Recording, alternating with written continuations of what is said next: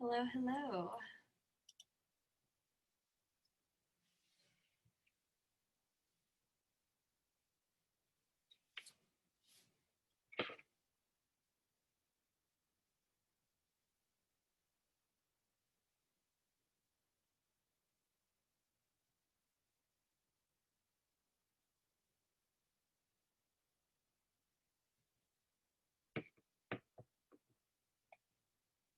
I'll be back in a few minutes, but if either of you have questions, feel free to ask them at any point.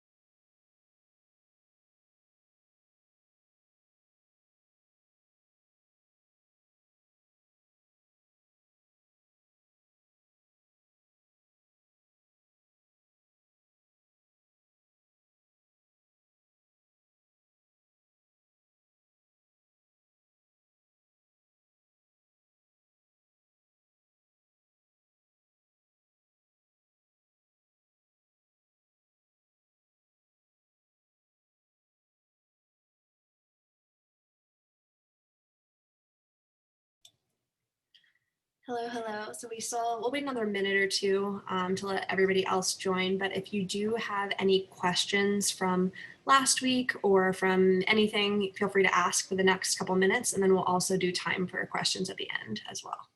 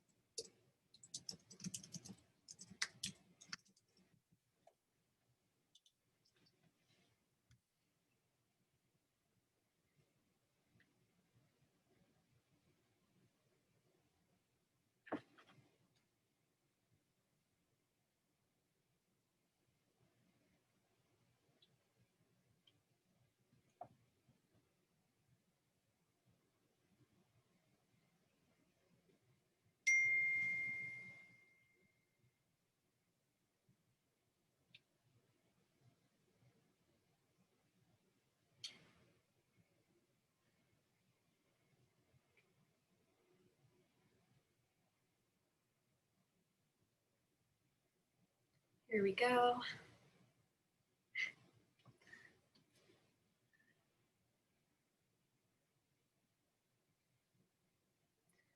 All right, how's everyone? Good? For those of you that just started, are you doing okay?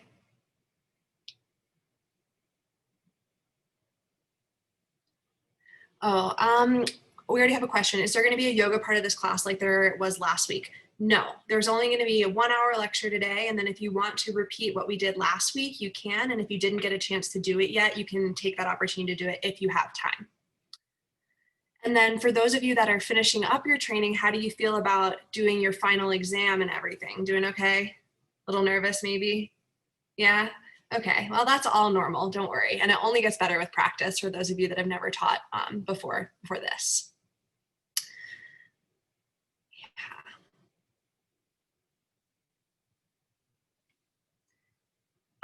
Also in the chat, Shannon says that there was an extension about the due date for the final. So just make sure you check that email if you have not seen it already. That's awesome. Lucky. All right, so today we are going to jump into the business of yoga. Last week we went over marketing techniques, and now this week we'll focus on the business. And I will say before we get started that the majority of this stuff is kind of dependent on where you live.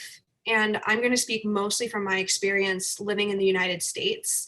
And also the United States has some of the strictest kind of rules in some ways. So we'll go over those, and then just know that you're going to have to do some work and see what is the legality where you live. Okay, let's do this.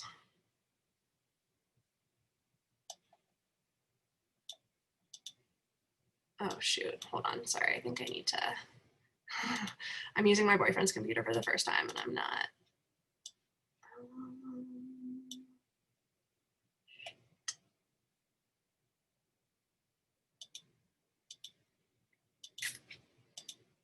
One second.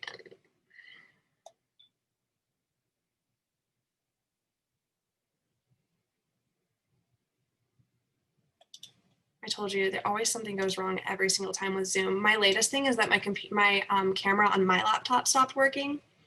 So I'm trying to use my boyfriend's computer. Just never ending.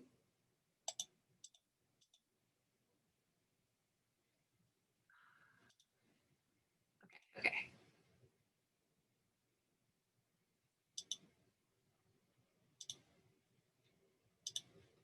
Let me try one more time and then I might have to log. Oh, here we go. Yes. Okay. Thank you for your patience. It only took me like 100 clicks. All right. Business of yoga. Let's do it. Building a career as a yoga teacher is hard work. Today we will explore ways to make smart decisions and increase your understanding of the business side of yoga. Basics of yoga business. Depending on where you live, there will be different requirements for your yoga business.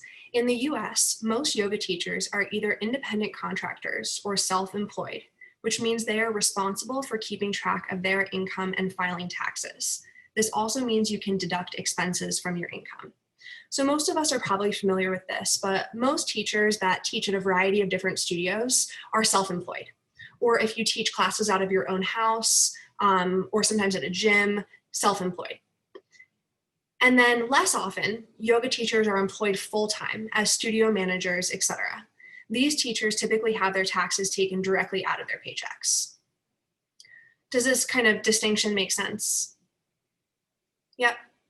And so, like it says, a lot more teachers are independent contractors or self-employed. Less often are teachers employed full-time in those manager or whatever those roles are. Less often.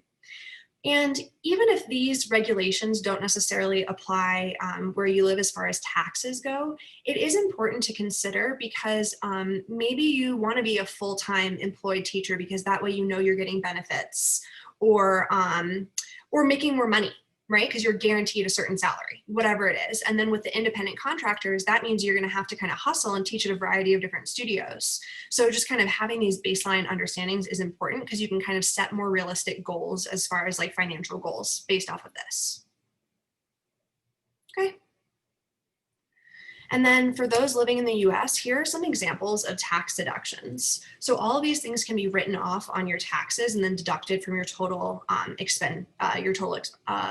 income. Words. So props or yoga mats, whether it's your yoga mat or you're buying yoga mats that you're going to use in your classes. If you rent any type of space for anything that you do, whether it's your privates or classes.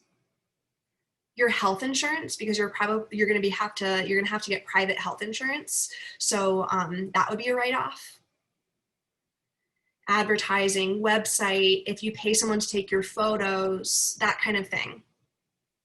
Business cards, flyers, whatever else, all of that falls into that category. Your insurance / Yoga Alliance registration, we'll talk about insurance a little bit more in a second, but pretty much any expenses related to your business in that way.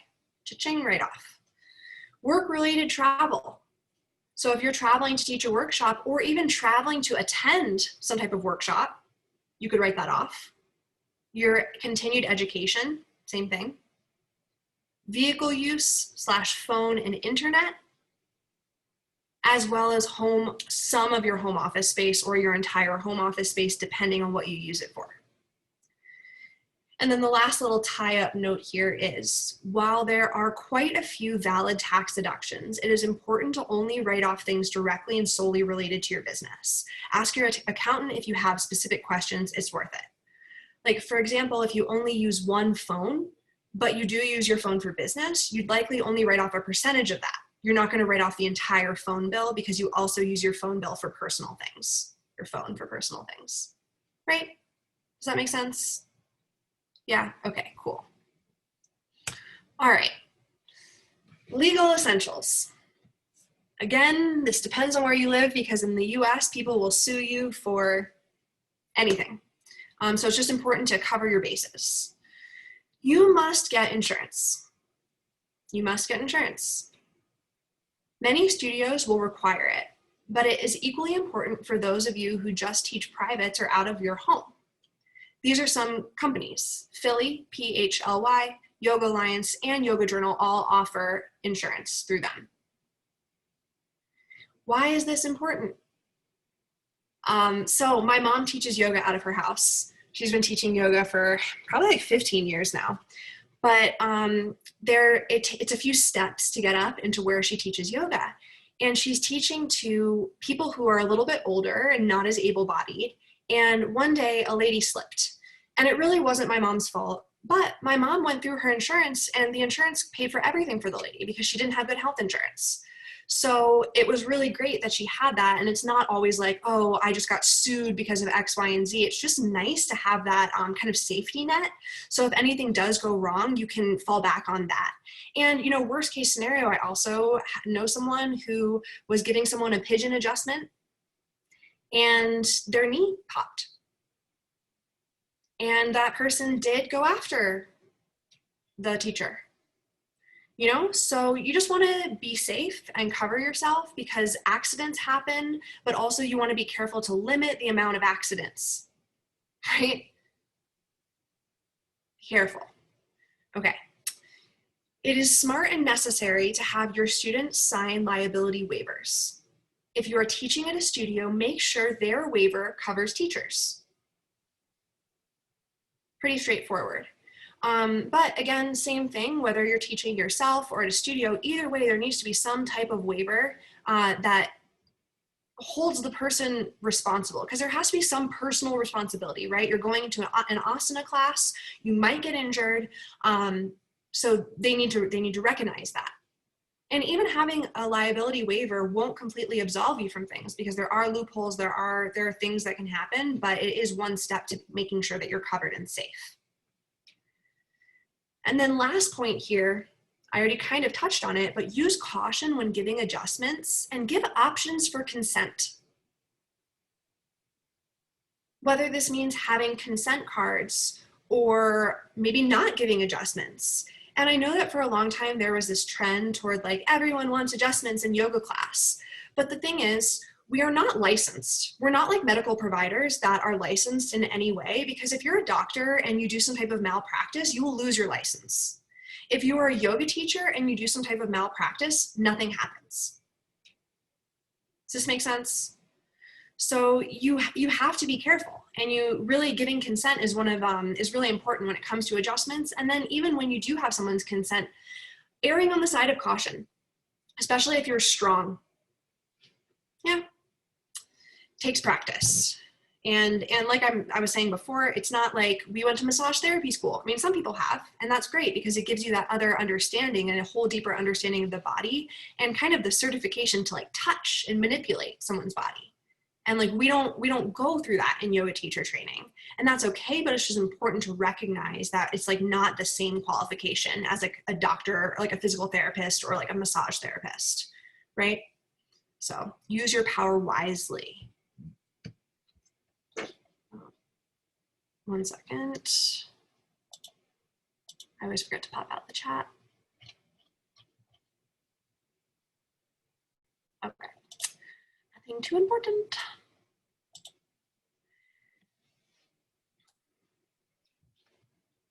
Yoga teachers are, okay, ethics.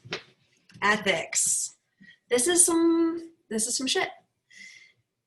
Yoga teachers are expected to uphold a strong code of ethics. Yes, that makes sense. The foundations of yoga are in honesty, non-stealing, and hold on, I just need to move this, and non-harm, right? And a whole lot of other things. But this is kind of the basis of it. So you have to be practicing those things in order to truly be practicing yoga and teaching yoga. On the more obvious side, this means not engaging in exploitative or sexual relationship with students. That part's obvious, right? But then there's more subtle parts of the teacher-student boundary.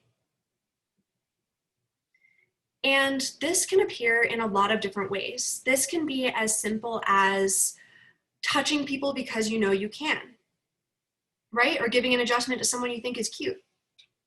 Harmless, right? Maybe not. It can also be less obvious in terms of making friends with your yoga students. And this is opinion. I'm just going to present this and you do what you want with this part of the information. But, you know, if you think about like your relationship with a therapist or a doctor or any of these things, there's a clear distinction between kind of like your relationship, right? You're not going to be friends with your therapist drinking on weekends or whatever it is, and then having them be your therapist. That would be a breach of their code of ethics, right? Wouldn't you agree? Yeah, okay, good. I'm like, is anybody nodding? But with yoga teachers, it's a lot less clear, right? Because we don't really have that same boundary set up from the jump. So do I think it's wrong to occasionally go out and get lunch with your students after class or do something like that? No, I don't think it's wrong. Once in a while, do I think it's wrong to become friends with one of your students? Not necessarily. But does it mean that I think it's not right to consistently be making relationships with your students outside of class and kind of, you know, becoming too close with them? I do kind of think that that is a boundary that should be set. And the other part of this that we'll kind of get into a little bit more later is that, the next one, remain within your scope of practice. The other thing is we are not therapists. So oftentimes in those relationships, students start to kind of open up to you in a way that maybe they need therapy, maybe they're treating you like their therapist, but we are not trained for that unless you are specifically. So, right. And not only am I not a therapist, but I'm also not a physical therapist. So when someone comes to me with an injury, I can give them some general advice, but in the end, it's go get a diagnosis, go talk to a physical therapist, get some advice from them, and then tell me what that person said. Because then I can help you more. But, and the same thing goes, like you'll notice, and I know some of you are already yoga teachers, but like I've had multiple times where students come up and try to talk to me after class. And not only is sometimes it inappropriate, but it can also be stealing your time. Because in between classes, sometimes you only have so much time before you have to get onto the next thing or whatever it is, clean the studio. And so it really is a boundary that needs to be set, but it's hard to enforce because you don't want to be rude, right? I struggle with that. I want to be nice to everyone. Sometimes you just have to say, you know, I'm not the best qualified to help you with that. Okay, and then do not discriminate. Actively seek to include those that would typically be discriminated against. So it's not enough just to not actively discriminate against people. You have to actually give marginalized and discriminated against people opportunities to come in and do whatever it is that you're doing, whether it's yoga classes, meditation, any of that stuff. Like it needs to be a safe space for people. And then the resource here is Yoga Alliance. If you just Google Yoga Alliance Code of Conduct, it has like maybe like 7 different parts or something like that. And I took a few of these from there, and then it has like a few other ones like sexual harassment and that kind of thing that kind of I feel like fall into these categories for the most part. But that is kind of your reference there if you want to learn more and in more detail. And most studios will give you some type of code of conduct. Like if you're working there, like we make our teachers sign like a code of ethics and like responsibility. And it's also a sexual harassment thing, acknowledging that we do not accept any of that behavior because it needs to be in writing. Okay, any questions? Let's see. Yeah, definitely a balance between holding space and setting boundaries, totally. All right, classes. So now we're going to talk about different ways to make money teaching yoga. Most basically, which a lot of you will likely explore, classes. And this includes public classes at a studio, classes you might be running out of your own home, classes you could be teaching at a gym, or online classes. The stipulations will be a little bit different depending on what you're doing, and we'll go through that. So the amount of classes you need to teach per week will depend on how much money you need to make and if you have other sources of income. So if you have another job, if you have privates that are bringing in money, maybe you have a spouse or a significant other in some way that's bringing in money and you don't have to make as much money, then that's going to dictate how many classes that you might need to teach a week, right? But if you say you want to make $50,000 US a year teaching yoga, right? And then you would divide it by about 50 weeks because we'd say 2 weeks of time off or 2 weeks of whatever, not working. And that's about $1,000 a week, right? So then you'd have to go in and figure out how many classes would I have to teach? How many privates? How many of each of these things would I have to teach in order to make that much money? And you'll find that it's a lot of classes. It's a lot of classes. So pay varies greatly depending on your experience and where you are teaching, right? So if you're teaching in a metropolitan city area, you're likely to make more money. If you're teaching in more of a suburban or rural area, you might not make as much money. It's going to depend. That makes sense. Also, if you're a brand new yoga teacher, you probably will make less money than someone who's more experienced. That's okay. That makes sense. But within that, you need to be willing to negotiate, right? If someone lowballs you, try to negotiate with them, right? You don't want to undersell yourself because you are valuable, even if you're a new yoga teacher. So gyms typically pay less, but they give you the perk most of the time of access to the gym. So if you were spending $100 a month on a gym membership and you decide to teach a class a week there, yes, you might only be getting paid $10 or $20 a class, but you'd be getting that free membership. So it could be worth it. And also you might be able to meet people in that gym that could potentially become your private clients or come to your classes, but hopefully your private clients. Studios tend to pay more, but are sometimes harder to get hired. We talked about this a little bit last time, that a lot of times studios either want you to have taken their teacher training or they want you to consistently be practicing at the studio before they hire you. So this can kind of pose some issues depending on what your situation is.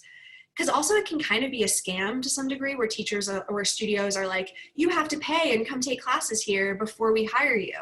And it's like, if they offer you to take a class for free, that's one thing, because that means, you know, there's some type of exchange going on here where it's like, or even if you have to pay to take one class, but if they want you to pay to take multiple classes, I just feel like it could be not cool.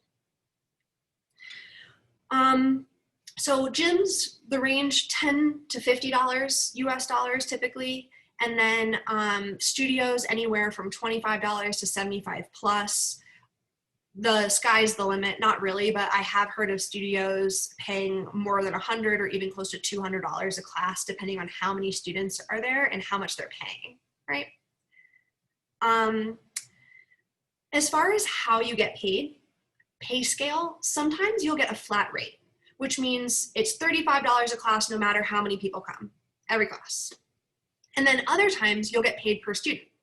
And maybe in those studios, it's like, okay, $15 minimum, and then you get paid $2 per person on top of that. Does that make sense? So if you're a new teacher and you don't necessarily have a lot of people that you think might be coming to your class, or you're given a kind of shitty class spot, like a 2 p.m. class or some random time that people don't usually go to, you might be better off getting a flat rate than getting paid per student, because that at least guarantees you that you're going to make that much money. Yeah, does this make sense? Okay, talking to myself. If you host classes yourself, either online or in person, you can charge anywhere from $5 to $25 per person, depending on your experience and exactly what you're offering, how long it is, etc. For Bodhi, the donation-based studio that I run with Sam, it's donation-based, but right now we have our minimum donation set at $8.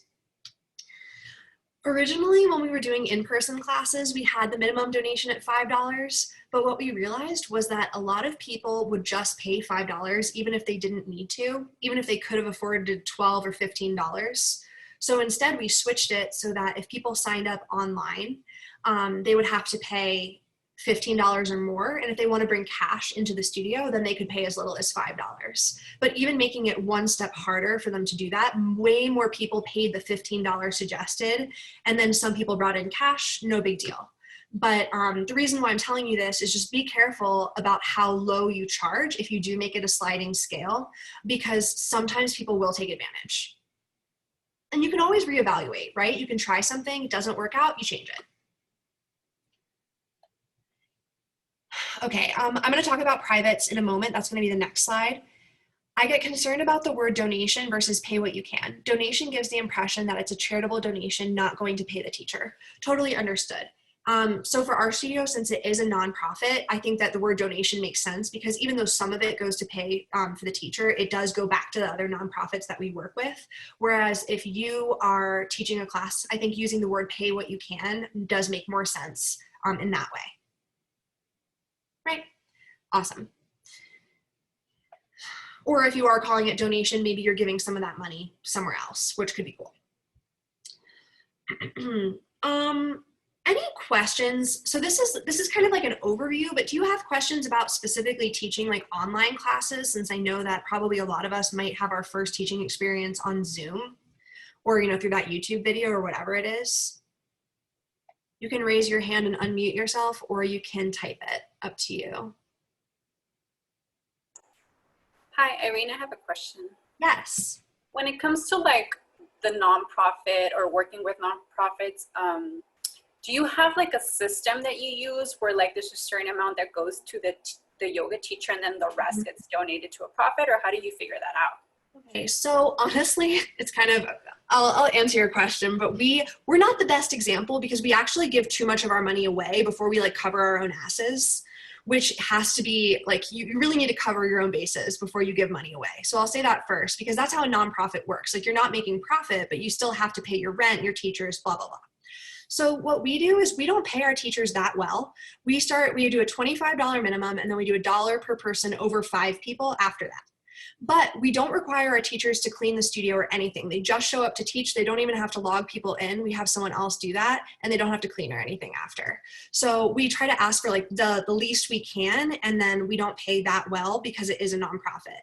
And then after that, if we were smart, we would pay our rent, and then we would even pay Sam and myself out a little bit to teach. But right now we just teach for free, and that money all goes toward our rent. And we don't have specific percentages that we give to the nonprofits that we work with, but we just like, as we get money in, we just give some of that money wherever we need to redistribute it. So it's not as laid out as it should be. But that's also why we're about to pass the baton and take a step back from doing this nonprofit, because it really is like a full-time job and we haven't made money off of it. So it's like, you know, you can only put so much time into something that like you're not making money off of, even though it's like a labor of love. But that's kind of where we're at with it now. But that's also why it's kind of tricky to run a nonprofit, because you have to, you have to at least pay for your expenses first, you know? And I think a lot of people aren't really transparent about like how much money gets donated or whatever it is. But is there a platform alternative to Zoom for online teaching? There are a few different ones. I can't think of them off the top of my head, but if you Google it, you'll find some. Maybe someone else knows one that they can drop into the chat. But I also know that if you use MindBody, which is a scheduling platform, they have their own video process thing that you can go through there, because you do kind of need some way for people to sign up. Otherwise, you're going to be doing everything yourself. MindBody has video embedded. Yes, exactly. WebEx, Microsoft Teams, Google Meets. I've definitely heard of a lot of people using Google Meets or Hangouts, I guess. I don't know if that's the same thing. But like I was saying, you want to make sure that you have some type of platform set up, right? So if you follow me, it's so funny because I'm over here giving business advice. Listen, I know what to do for business. Do I always do it? No. But that's life, right? So I, for a while, was just having people Venmo me for my online classes. And then they would Venmo me and in the comment put their email address, and then I would send them the link. And it's kind of hard because then you have to be like really on top of every payment, make sure that people are getting the link, whatever it is. It's not the easiest thing. And then the other part of that is liability. They're not signing a waiver. So now we are doing it through our studio's MindBody. We're still using Zoom because you can integrate it through that. But when they log into our MindBody and they make an account, they have to sign our waiver through that. So I feel a lot better because at least, you know, that base is covered. Because it's weird with online stuff. Like you can't really watch people as well. If you have like 20 people in a class, like even right now, like I have to shift screens in order to see all of you. So like that's scary. You know what I mean? And I mean, I have irrational like fear and anxiety in some ways. So not all of this is 100% true, but this is just like how I feel, because I always fear like worst case scenario with like liability, at least.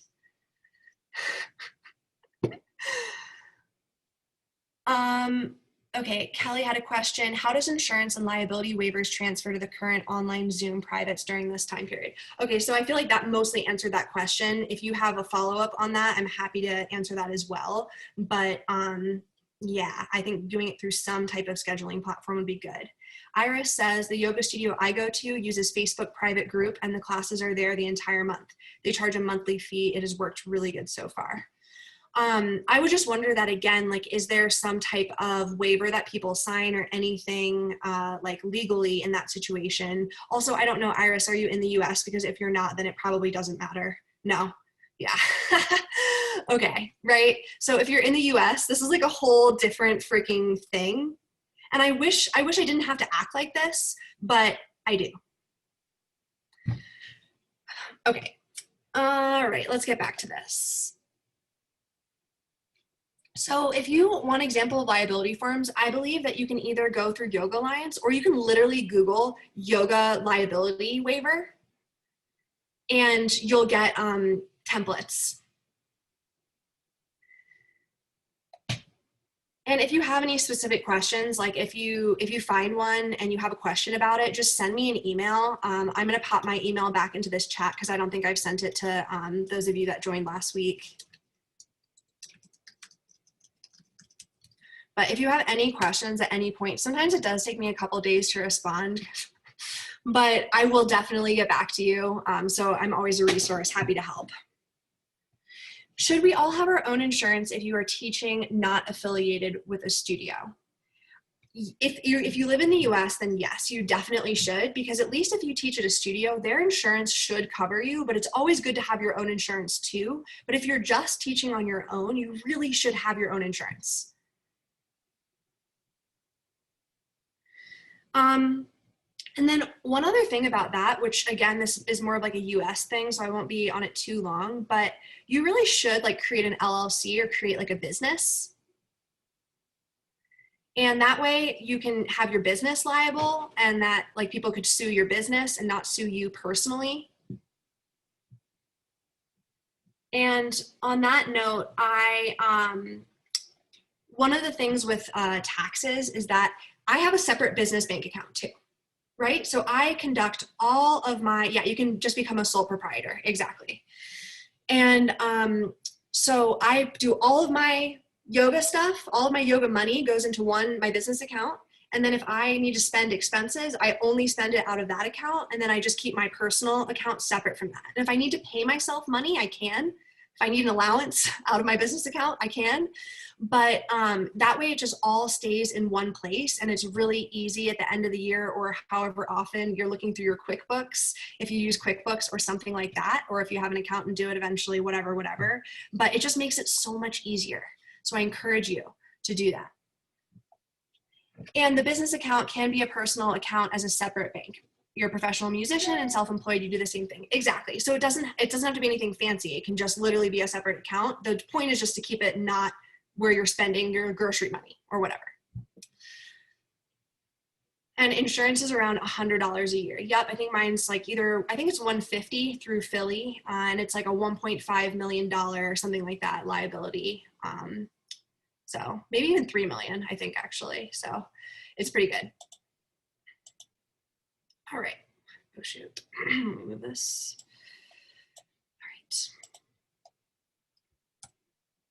All right. Privates. Privates are a great way to make more per hour than you would usually make teaching a public class, but they take more effort and planning. And also they take more energy. Even though it might not seem that way, if only one person is getting your attention the entire time, it can be really draining because you have to give them your full attention. Whereas when it's a classroom of people, you can take a moment and walk around and space out at the wall. I mean, I'm not recommending it, but I'm saying you can take a second and it's okay. But when you're teaching one-on-one, you really are under the limelight in that situation. And not only that, but you might have a private client that has a knee injury. And that's why they don't want to go. Or maybe they are like not very confident in starting a yoga practice, so they don't want to go and be in a public class. Or they really want to work on handstands. And all of those people are going to require a different plan, right? You can't just go in and teach them your all levels vinyasa class that you had planned. Some people are going to want to flow. And other people are like, no, I want a workshop, you know what I mean? Or they want you to break down certain poses. So they don't necessarily just want to do a breath to movement flow. That's not why they're paying you. So all of these things are variables that come into play when you're teaching privates. But they're really fun. I like working with people one-on-one and seeing progress over a period of time. It can be really rewarding, and you do create a bond with the people that you have. So in the US, the average for privates is between $70 to $80 per session, which is typically an hour. And yes, you can easily do online privates. But I will say that I don't charge as much for online privates. And I know some people do.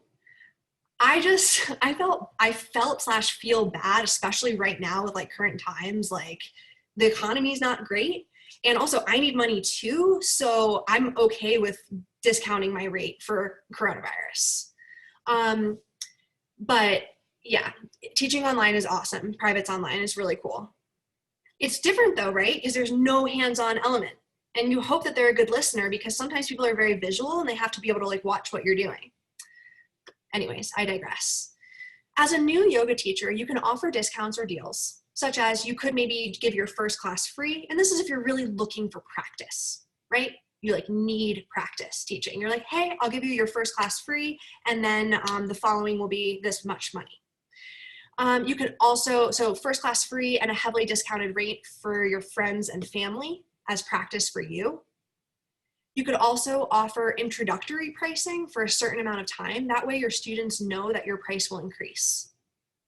Because one thing that I see a lot of beginning yoga teachers struggle with is that they start their price really low and then they feel bad about raising it, right? Because it's like, Betty has been taking your private now for maybe 6 months and you've only been charging her $30 a class and you want to raise your price to $50.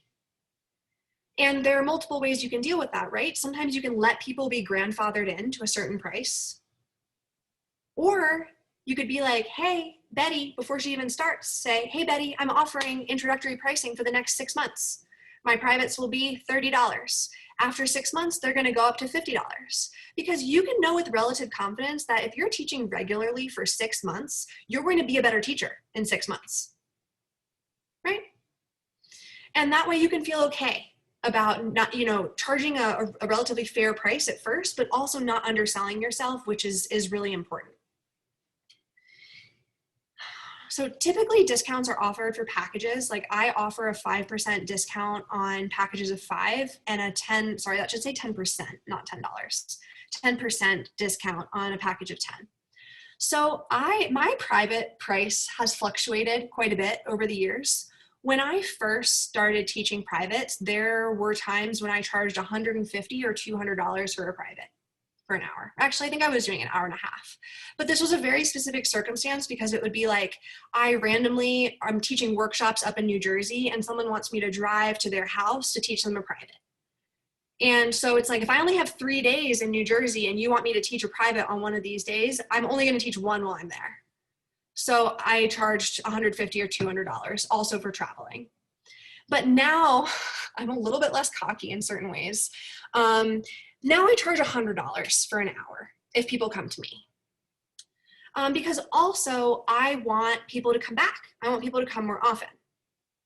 And so now for online privates, I charge $50, which I kind of feel like I should start to make that sliding scale and give people the option to pay more if they can, because I feel like $50, for some people, I don't feel bad about it. Like for example, one girl, she's a 14-year-old gymnast and she does gymnastics 5 days a week. And then on the weekend, her mom wants her working on handstands, and I don't mind. She can pay me $50. Like, that's fine. It's for a 14-year-old. Like she's great. But if it's a different circumstance, then I think there should be an option to pay $75 an hour, or even up to $100 if somebody felt comfortable doing that. Because also, you know, I've been teaching for 8 years now, and I really, if I'm going to teach a private, it's not just going to be like my hour-long yoga class. You know what I mean? I'm really going to try to do my best to teach them something that's actually relevant so they can apply it to their practice. Because that's like the goal, right? You don't want your student to always need you. You want them to be able to do it on their own. That's at least my goal. Okay, so again, that's for an hour. I'm just trying to answer the questions that I see. I think that if you were charging anywhere from $25 to $50 for an online private, if you have more experience, by all means, charge more. $25 might be low, but maybe it's worth it to you for the experience. If it's not, though, hey, $40, whatever your hourly rate needs to be. Now, there are other things to consider, though, right? Because if you're able to teach out of your home, that means 0 commute time, right? All you do is start up your computer. So you have to take those things into consideration too, unless maybe you are driving to a studio to film your classes or to teach your classes, and it's 30 minutes each way. Then, hey, yeah, charge $50. You know what I mean? There are a lot of factors that go into a fair price. I think money is dumb. Like, pricing is so weird because I kind of wish everything could be sliding scale, but then within that, people need to have the integrity to like actually pay like what they can afford. And the way our system works, no one would do that, because like that's how you get rich, is like you hoard your money and you don't like, you know, you don't pay what you could afford to some degree. Anyway, sorry, I digress. Not trying to offend anybody, but this is just where my mind goes. But yeah, any other questions about privates? Yeah. Go ahead. I have a question. So I am not a yoga teacher yet. Hopefully will be soon. But I've been a personal trainer for the last like 8 years. So I'm kind of like thinking about how I would factor that in, because it is a completely different set of skills. But on the other end, I do have experience like training. So I don't know. 100%. This is an amazing question. I would say, so what do you charge right now for your personal training clients, if you don't mind me asking? I'm not in the US, so I don't know how Okay. my would translate, but yeah. Okay. Understandable, but I would say that like you could potentially charge equally. And I don't know like how high your rate is. So if it's higher than you think someone would pay for a yoga private, you could adjust it accordingly. But I think that something like personal training and yoga do really mesh well together, because you're having an understanding of the body. Not only that, but you've had practice teaching people in a one-on-one environment and maybe even in a class setting. So I think that that is going to be a really different background than someone coming in that's like never had experience public speaking or teaching one-on-one or any of those things, right? And like, you know, maybe you have a different thing that you're really good at. Maybe you were like a school teacher or something, and you feel really confident speaking in front of crowds, and like you're really good at teaching. Same thing. You could probably charge a little bit more because you've had training for something else that transfers. Yeah. Okay. Great. Does that make sense? Yeah. Thanks. Yeah, of course. Would you offer a discount for a private of like 2 or 3 people? Totally. So one time I told someone my private price, and then they just brought another person with them, and I like didn't have the heart to be like, that's not exactly how it works, but it's fine. So for me, say I charge $100 for each person, I could charge $75 for each person. It doesn't have to be half price. You know what I mean? It can just be slightly less than what your private costs. So if you're charging $50 for a private, you could drop it in half. You could do $25 per person, $30, kind of whatever you feel good about doing. And then of course, the more people, the less you're going to charge, right? So if you have like a small class of 4 people, you're probably going to charge a little bit less, but more than a normal class, right? If a normal class is $20 where you live, you can feel good easily about charging $25 or $30 if it's a much smaller setting. Right? And all of this kind of is different when you're just learning. And I talked about this a little bit last week too, I know, but I just want to touch on it again. Like when you're very first learning, some of these rules go out the window because you really do just need practice. Because some people are automatically going to be like, hey, I got this. I feel like I can teach with confidence. And other people are going to be like, I really want to teach, but I don't really feel like I have my voice yet. And I need some practice before I really feel good charging people. Right? And you might fall somewhere in between that. Okay. Are we good? Good.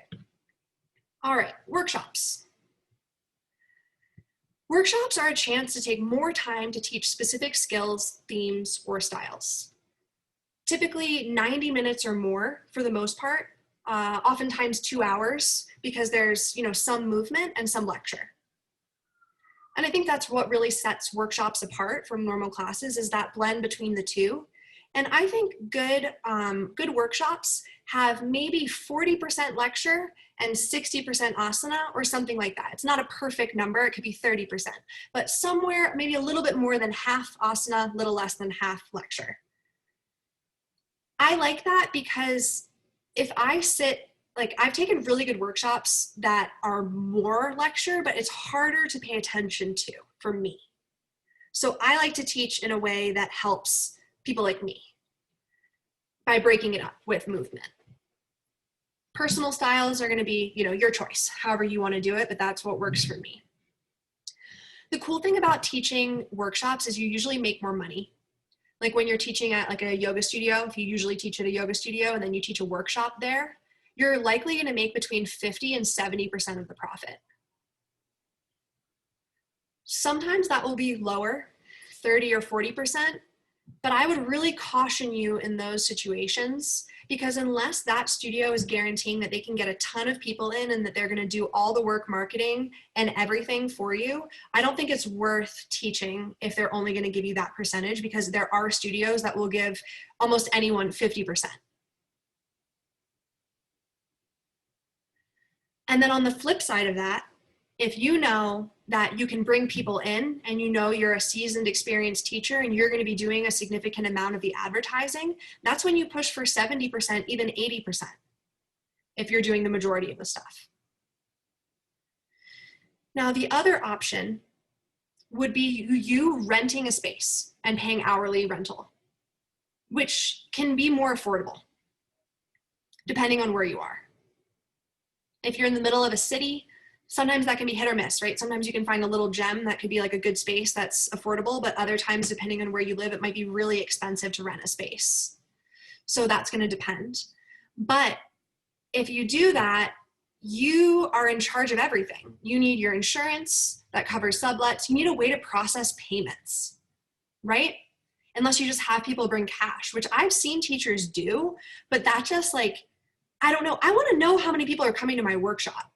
So it seems sketchy to be like, hey, bring exact change and just show up at this location. And people do it. But for me, that would cause me too much anxiety. So I try to limit the anxiety, know how many people are coming in advance for the most part, maybe a few people drop in. You will be in charge of sending out all the details to your registrants, right? Sending out the address, if they need props, if you need to provide props, if you're renting a space, right? You might have to. And then also having them sign waivers. Most workshops cost around $40 for 2 hours. So if a typical class in the US is $20, it's twice as expensive for 2 hours. So you can kind of apply that formula where you are, but also, of course, it's probably going to depend. I just think that that's a relatively easy way to do it. But the cost, of course, ranges. Some people charge only a little bit more than a normal class would be. And other people charge a lot of money. And it depends on how long the workshop is, how experienced the teacher is, what material they're covering, right? If they're covering material that they paid money to learn, which is a lot of the time that's the case, right? We all pay money to learn material. But if you say you're teaching a specific meditation thing that you paid $400 to learn separately and whatever else, maybe you're going to charge an extra $5 for whatever it is that you're doing because you invested in getting educated on this specific subject, so you feel good about teaching it and charging a little bit more money because you really know. And then I just have a question. What are some common workshop themes? Pop them in the chat. What do you think are popular workshops, or maybe a workshop that you've attended? Yeah, back bends, handstands, inversions, flexibility fundamentals, hips, back bends, splits, bandhas, Intensives, yep, we're gonna go over that next. Chakras, Yoga 101, right? So there's a huge variety of things it can be. It could be an intro to yoga, right? For someone that's never done yoga to come in. Or it could be something way more advanced, something like arm balances or inversions, something for people that have been practicing a little bit longer, but maybe haven't gotten the chance to like nail crow pose or handstand because they're only taking vinyasa classes. Does this make sense? Because in workshops, I think that it's good to break down the things that people don't have time to fully cover in the vinyasa classes, but it could even be something as simple as the action of vinyasa itself, right? Chaturanga, upward facing dog, downward facing dog, yoga fundamentals or vinyasa fundamentals. And then I think that what makes a good workshop is so for me, like when I first started practicing, backbends were relatively easy for me. So I don't necessarily think that at first I was the best backbend workshop teacher. Why? Because it became easy. Handstands, on the other hand, did not come easily to me. And eventually I had a backbend injury as well. So I had to like relearn backbends. But all of the things that you really like struggle with, those are the things that you're probably going to excel at teaching at some point, because you're going to learn more about the process and be able to relate and break it down to people that don't understand because you were there recently. Because you know how like, I don't know if you've ever taken a workshop with like someone who's extremely advanced in what they do. Even like, it kind of makes you think of Dr. Ben, how like he can say all these words that like, I only listened to part of his lecture, so I could be wrong, but I felt like he's really smart in a lot of ways. So like certain words he just says as if like we understand what they mean and like we don't. You know what I mean? And it's the same thing with like handstand teachers. Like once someone can do like a one-arm handstand, they're gonna have a harder time remembering how to teach someone how to jump up into a handstand for the first time, because they're doing something so far out of that sphere. But that's the cool thing about being normal. Whatever, there's no such thing as normal, but you know what I mean? Like you don't have to be the freaking best at something to be good at teaching it. You just have to like put effort into learning it and then teach it. And the last thing that I'll say about workshops is that for me personally, I really think that writing them out is really important. And even like when I first started teaching, I liked to plan my classes because I wouldn't always go off of a sequence. So it was fun for me to be like, all right, today we're going to work on this. And then I would write it out and incorporate it in. And with the workshops, I think it's even more important because like sometimes I'm tired. I just took a red eye to London and I have to wake up the next morning and teach a workshop for 2 hours. I need that shit written down, because if I have a moment where I'm like, wow, I didn't sleep and I don't remember what I'm about to teach next, I can just look at it and it's fine because it's a workshop. You know what I mean? I feel like you're allowed to like look at your paper in a workshop because it's like a presentation to some degree, or like that's how I see it. But so yeah, I would definitely encourage like kind of mapping out your workshop, which could look something like this. I'm just going to give a really brief like bullet point kind of thing. So you would start with some type of introduction. And that would be an introduction about not only you probably, but also whatever it is that you're teaching. And then for me, I usually go into some type of like anatomy concept breakdown. Like, so for example, if we were doing a backbend workshop, I would talk about how you need to open up both your hips and your shoulders in order to be able to access a deeper backbend.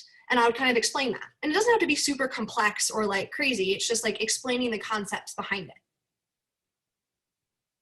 And then after that, you want to lead through some type of warm-up. That's warming up whatever it is that you need to be able to access without over-tiring it. Right? So if you're teaching an arm balance workshop, you don't necessarily want to do 1,000 chaturangas if you want them to be able to do all these arm balances. Maybe you even save that conditioning and push-up work for after. Does that make sense? So you want to warm them up without completely tiring them out. And then you have some type of peak, right? Whatever your peak poses are that you're working toward, or whatever the main kind of climax of the workshop is.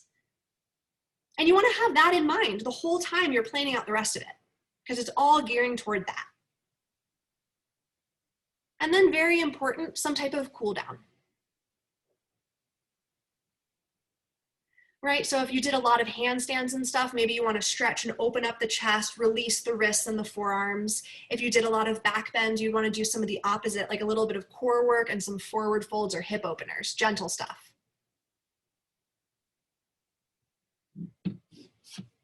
And then you can end it with Shavasana, meditation, whatever's authentic to you and however you want to end it. I don't always end with Shavasana. If I notice that I have like 10 minutes of extra time, I'll be like, sure, throw in a Shavasana, they deserve it. But if I have more relevant things to teach or like people are asking questions, I would rather spend the time doing that. I don't know if that's blasphemous, but I don't feel like it's the same as like a vinyasa class and not having Shavasana because it is a little bit different. But again, if you have time, I would include it, but there are times when it's okay not to, in my opinion. Okay, any questions about that? Nope. All right, great. Intensives and series. This is kind of a branch off of workshops to some degree, but intensives and series also give you more time to teach something specific. There are many, many, many different ways to run intensives. What you all are doing right now is technically an intensive, right? It's an intensive training. And intense, I mean, it means what it is. Usually it's over the course of a few days and it's intense and you don't really get breaks. So it could be a 1 week intensive. It could be a weekend intensive, right? Different things like that. Monthly intensive, what you're doing. And then series are a little bit different because they usually happen like reoccurring. Right? So maybe it's a weekly yoga foundations series. Every Saturday morning, it's yoga foundations and you sign up for 6 to 8 weeks. Right? And then everyone who signs up does it every time, except if they get sick or whatever, but it's the same group every time, which is really cool, right? Because you actually get a chance to make progress with the same people because you're working with them every time. It's not like, excuse me. It's not like, so when I teach my online handstand class, it's really fun, but like sometimes I get people who come in and they're not like very experienced with handstands, which is fine. I totally love that, but it makes it hard because then I have the people who come every single week. And it's, it's definitely a task as a teacher to figure out how to make something accessible both to people who have never taken your class before, but also to the people who come regularly. So intensives is a really great way to focus on people that have specific needs or goals. And then not only that, but as a yoga teacher, this is a predictable way to make more money because you know how much you're going to be making, right? It's not like a class where, oh, maybe I'm going to make $30 this week, maybe I'll make $50. You have no idea. With intensives, you can usually also charge a little bit more money too, which is nice because that way it helps you kind of beef up your income and not have to hustle and teach 1 million public classes.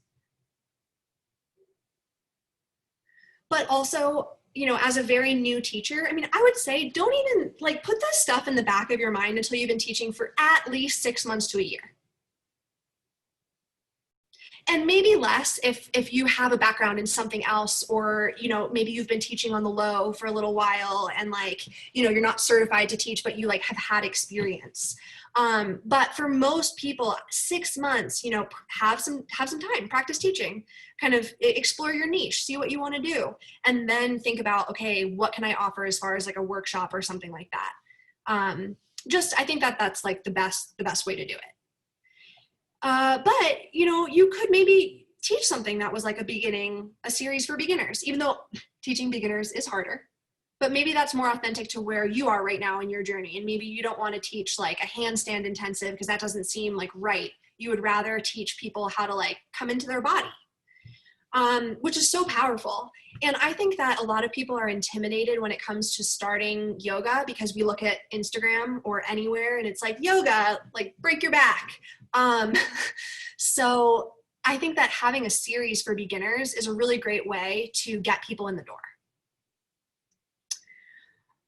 And topics can range from yoga foundations, meditation, handstand, arm balances, hip openers, literally anything you can think of, you could make an intensive or a series on.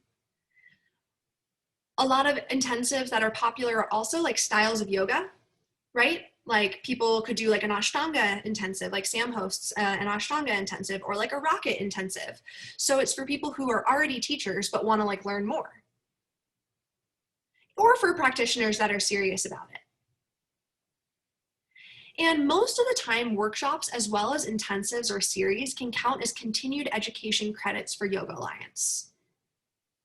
So you need a certain amount of hours of continued education in order to keep your registration, but also in order, if you want to get that EYRT, the experienced yoga teacher, you need to log hours of teaching and also of studying.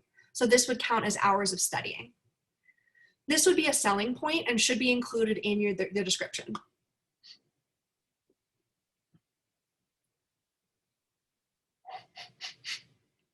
Okay, let's see.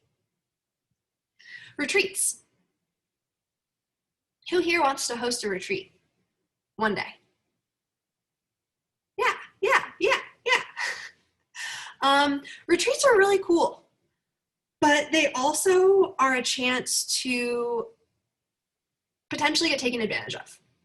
I'll say it like that. So retreats can be a great way to combine teaching yoga and traveling. Two of your favorite things. Am I wrong? I don't know, maybe I'm wrong. And also, side note, as we can imagine, I mean, this might not be the kind of thing that you're going to host in the very near future. I was supposed to have a retreat in February. I ended up canceling / postponing because I don't want to advertise for this thing and then have to deal with like just the whole everything. Refunding people or like pushing the money till next time or whatever. It's just too much. I don't want to deal with it. And everything's so uncertain right now that I would just rather not teach it. I know other people who still have stuff on the schedule. Good for them. If it doesn't bother them, then that's fine. But it's just, that's my personal, like where I'm at with it right now. So you can work with retreat centers or yoga studios, and they will coordinate the whole thing. They just tell you when to show up and where and give you a schedule, and it's great. And even as like a newer teacher, you can still reach out to retreat centers, and you might be able to do some type of like work trade program where like they might even pay your expenses to go down there and feed you, and in exchange you teach for them for 2 weeks, a month, whatever. I know a few people that have graduated from our programs that have done similar things like that and just like moved awesome places and just like kind of taught for like not really much money, but they weren't spending much money where they lived. So depending, if you're like 20 and you're like ready to live your best life, like go do that, please, for the rest of us. If you're a little older and maybe that's not like a realistic life choice right now, that's totally fine, but it is a thing that people do. So teaching with a yoga studio is really great because oftentimes they have clients, you hope, right? So you teach at, Adrian's studio, the yoga dojo, right? Like they have a ton of students that really love them. And so when they host retreats, they have people that get really excited and they go because they want to practice with the teachers more, but they also just want to like hang out, it's like yoga vacation. It's great. So having like a client base to pull from is really important because that's what's going to make these things successful. So if you just link up with the retreat center, it needs to be clear, like, okay, who's marketing for this? Who's advertising? Am I in charge of getting people to come, or are you in charge of getting people, like you, the yoga retreat center, in charge of getting people to come? Because that's going to dictate like maybe how much money you make or whether or not it works out, whatever it is, right? That makes sense?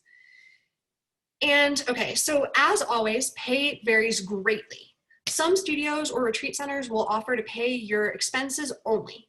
Some places won't even offer to do that, which in those situations, that's when I'm like, be careful if you're getting taken advantage of, right? Because I think that unless you were already going to go to Mexico, you already had a flight, and then you want to go and you want to teach at a retreat center there, and they're going to let you live there for free, but you have to pay to get there. That's great. I don't think that's bad, But if you're doing this if you're paying your own money, I don't know. It just, be careful. That's all I'm saying. You get it. Others will offer to pay expenses plus money on top of that, like plus a wage of some sort. And that can sometimes depend on how many students you get to sign up. But this is where it gets sketchy, because say only like 3 students sign up. Well, there needs to be some type of clause of either like the thing is not happening, or you're not liable to, like, you're not going to lose money on that. And I've unfortunately seen it happen, but I also have friends that like own yoga studios or whatever it is. And sometimes they make a bad deal with the yoga retreat center and they can't get out of it. Right? So then they owe the money regardless of, because some yoga retreat centers will say you have a 10-person minimum. And if you don't meet that 10-person minimum, then you have to pay for those extra people. If you only get 6 people, you pay for those extra 4. So you just have to be careful and read everything, right? When you're making your deals. So whatever the terms, make sure you advocate for yourself. If you do decide to coordinate everything yourself, make sure you plan a budget with all of your expenses and know how many students you need in order to break even and also to make a profit. Because that's also going to dictate, how much money you're charging per person, how many people you need, a lot of things.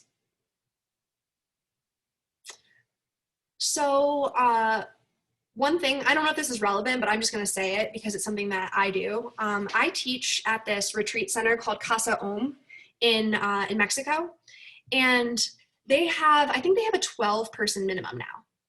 And so I've made a mistake before where like I've only had like 10 people and I had to pay for those extra 2 people, and it was rough. But now I'm smarter, because now what I do is, so they charge me, I think they charge me like $700 for the week per person. So what I do is I offer scholarship spots for just $700. So it's just paying the expenses of the hotel. And then people get to come at a more affordable rate. And also I never have the problem of now not having the minimum amount of people, because I can just offer 3 scholarship spots and then that fills up the last 3 people. And I don't lose money. And it's a win-win for everybody. Right? Does this make sense? I don't know if that it's relevant to you, but keep it in your back pocket, because you might need that one day when you're hosting that retreat and you got that one extra spot to fill and you're panicking, because I've been there. Any other questions or any questions about retreats? You can unmute yourself if you do. I can't see everybody. Okay. Last, or like almost last thing, other sources of income. This is kind of a bland slide. Ebooks or recorded classes, right? You can offer an ebook on backbends or on foundations of yoga or whatever it is that you like to teach. Or you can make recorded classes and sell those. But the key here with all of these 3 things at least are passive income. Passive income, keywords. Because if I can only make money in the minutes that I am teaching someone, that's hard, because there are only so many hours in the day that I can spend teaching someone like face-to-face or whatever it is. So if I can also record classes and then sell those, and those make money, or an ebook and that makes money, I don't actually have to work and I still will make money in those moments. So it's just good for like a fallback plan with that kind of thing. Someone asked me, what's your take on Playbook app or platforms like that? I guess the slide is sort of covering it, but thought I'd ask. So I use Playbook. It's hard because you need a decent amount of subscribers in order for these things to like pay like a decent amount of money.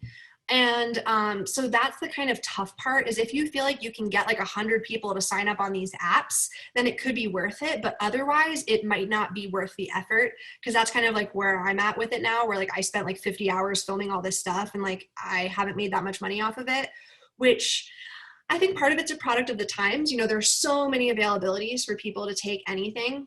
And also, like, let's face it, I definitely do not post on Instagram like I used to. So I think a lot of my following is like kind of not in the zone of like knowing that I offer stuff.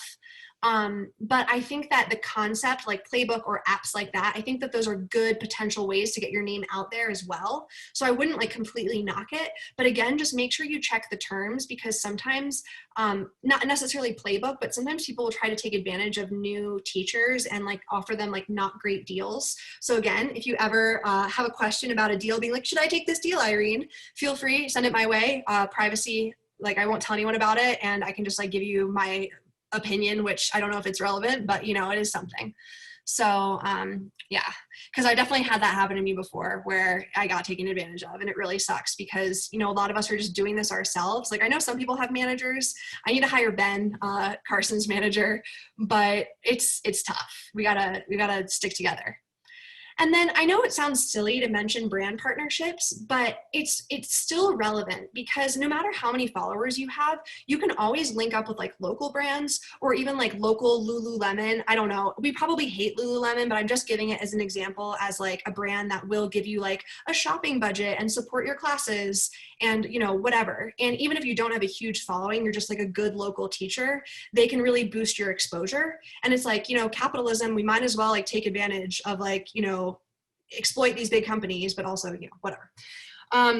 So that could be an option, but things like that can both boost your exposure, like I said, and also sometimes they can make you a little bit of money, which can be nice.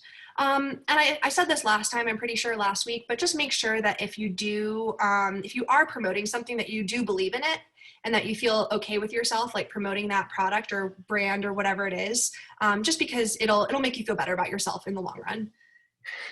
Speaking from experience. And then lastly here, we have products.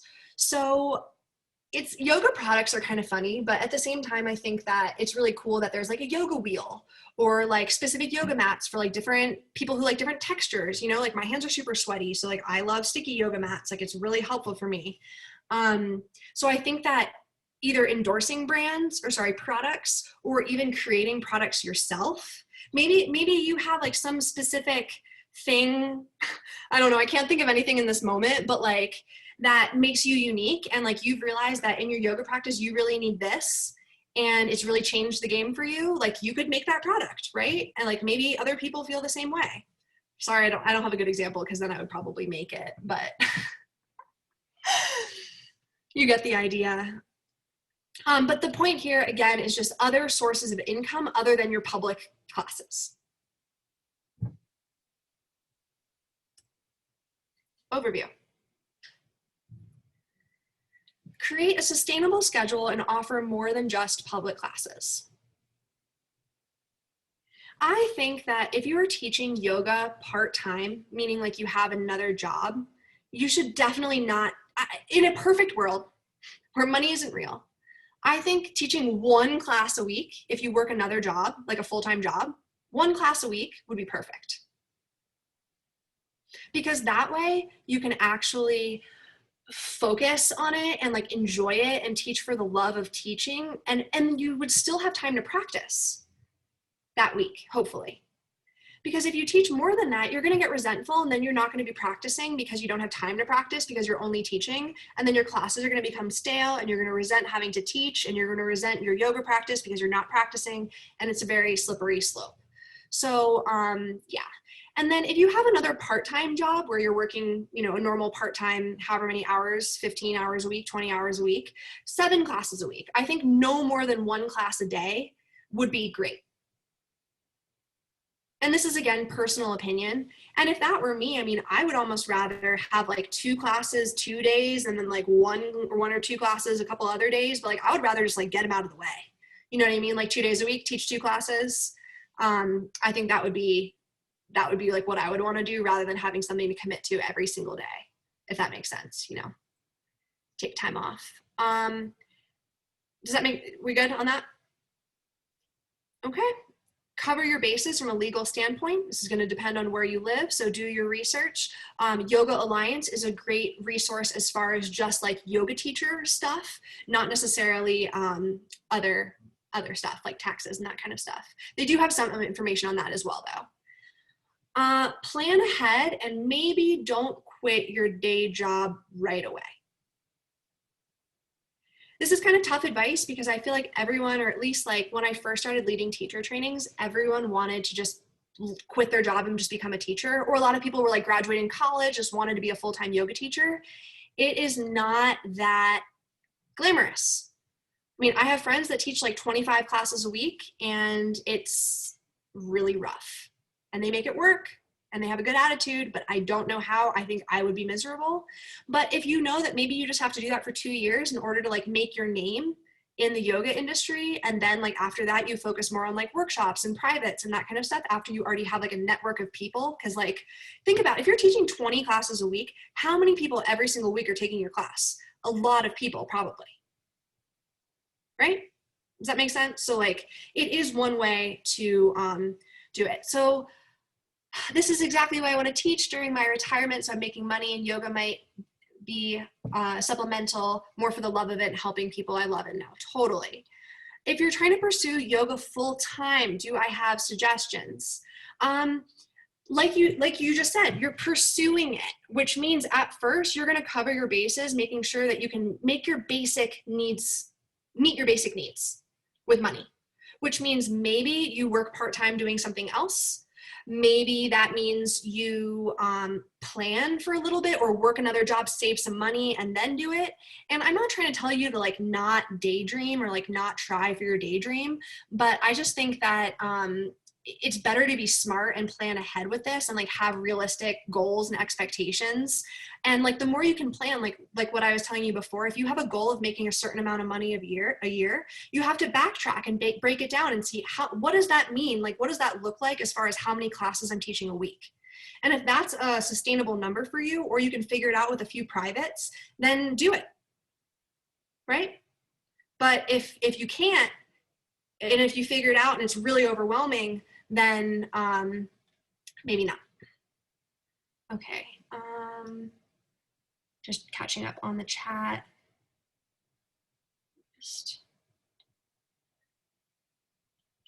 Okay. Oh yeah, yoga programs for kids. Okay. Burnout is real. Okay, sorry, I just want to make sure I didn't miss anything major. And then last two little bullets, networking and marketing. Enough said. You got to network. Whether that means going to yoga meetups or yoga festivals, yoga events, trying to team up with local brands, get on their team of like maybe demoing at their event or whatever it is, or, you know, I don't know, like there are a million different examples, but you just got to get yourself out there. That's the point. Because the bigger your network is, the easier it's going to be to fill your classes and all of the other events that you're doing. Marketing. People need to know about you. So you find your niche, you find your network, and then you market to them. You use marketing to increase your network. So it's this kind of like symbiotic thing that they both like benefit each other. And then continue investing in yourself, both by practicing and also with your own education. Always continue learning, always continue practicing, and always advocate for yourself, right? Know your value, don't back down. Yeah. Okay, what are my thoughts about online teaching and classes becoming more popular after COVID settles? What do you mean by that? Classes? You think like in-person classes are going to become more popular after COVID settles? Because, I mean, so my thing is, at least in the US, I have no idea how long this is going on. So I am planning to do online classes for like the next however long, the next few months at least, probably through the end of the year. But depending on where you live, you might be able to start teaching public classes now. Because a lot of places are like back to normal. So I do think that public classes are, of course, going to become more popular after COVID settles. But I think that there's like going to be two types of people and people in between, but they're the people that are dying to get back in the gym or the studio. And then there are people who are never going to go back to the yoga studio or gym again. And a lot of people in between. But so I think that online to some degree will be here to stay. But in-person classes will have their place depending on where you are and what's going on with that now. Will adjustments ever come back in the US? I don't know. I wouldn't be surprised if not. Because even like thinking about things like handshakes, like that's our greeting. I don't want to do that anymore, like ever. Okay, I digress. Okay, if you have any other questions, please drop them in the chat. Okay, we got another one. If you're teaching classes to people from a different country, would you adjust prices or charge the same amount? So this is going to depend on where you are teaching, and if so if you're teaching in a place where the currency is not as strong as where you're teaching, I think that the moral thing to do would be to adjust your pricing accordingly to that. But if you're teaching to another country where the currency is almost as strong or as strong, I don't think you need to adjust your pricing at all.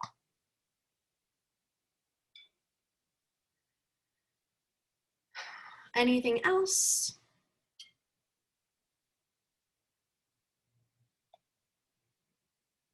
You can also unmute yourself. I love questions.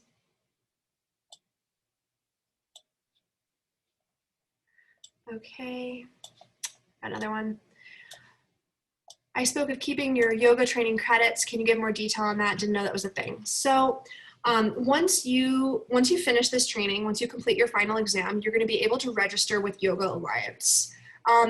Again, this is a mainly, there are different branches of it, but it mainly governs in the US. Also, the UK has their own version of it as well.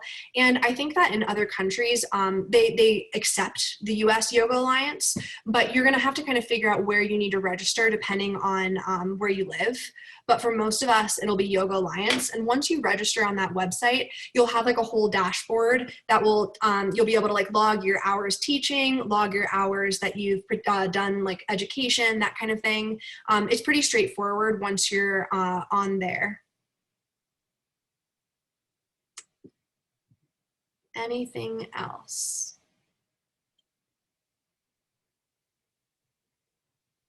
All right, well, if you think of anything, let me know.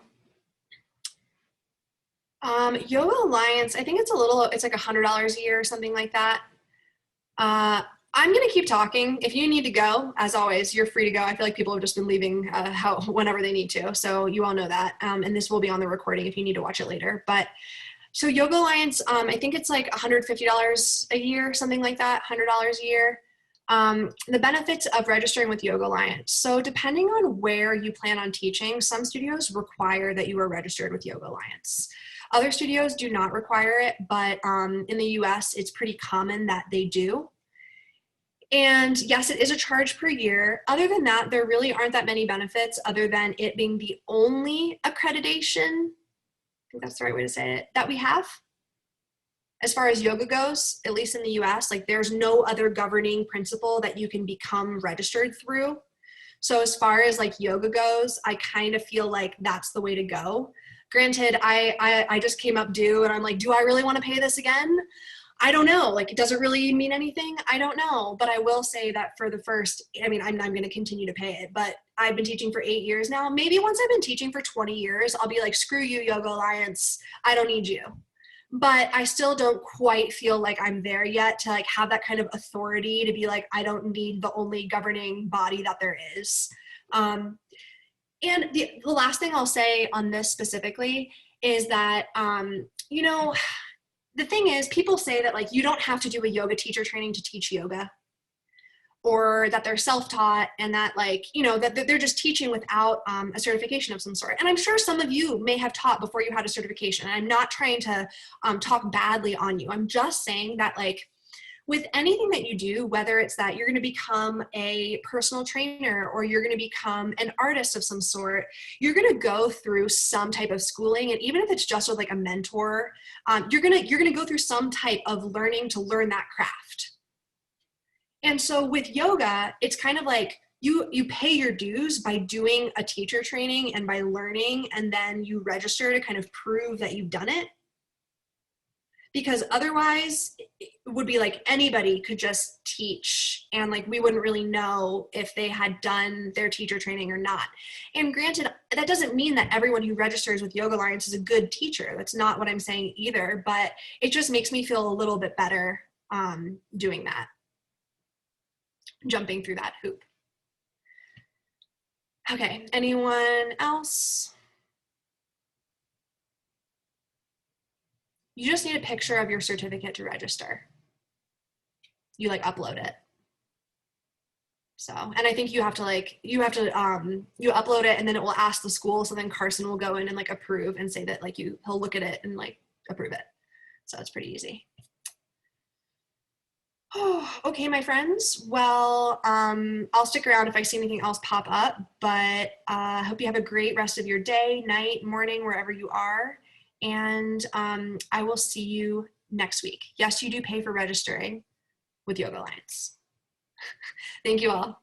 Y'all are awesome.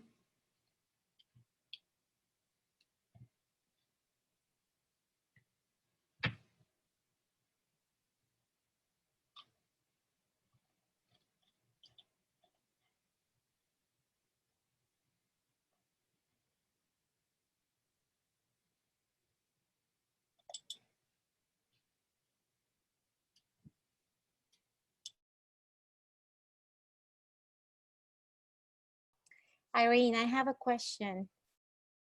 Yeah, can you hear me? Yeah, okay.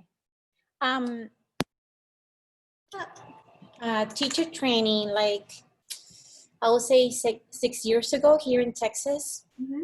And after a year, it took me like 6 months. So I graduated and then right away I got sick, something. So I had to stop all my training, and then I got pregnant and I took like all these years like to recover. And now finally I'm coming back and, like little by little I'm ready. So it's been a while, but I don't know how I'm going to do it with Yoga Lines because the studio where I did it, like the